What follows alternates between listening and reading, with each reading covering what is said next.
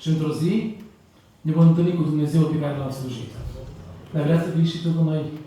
Următoarea cântare pe care să o cântăm e tot despre cer, e tot despre veșnicie, e tot despre patria aceea.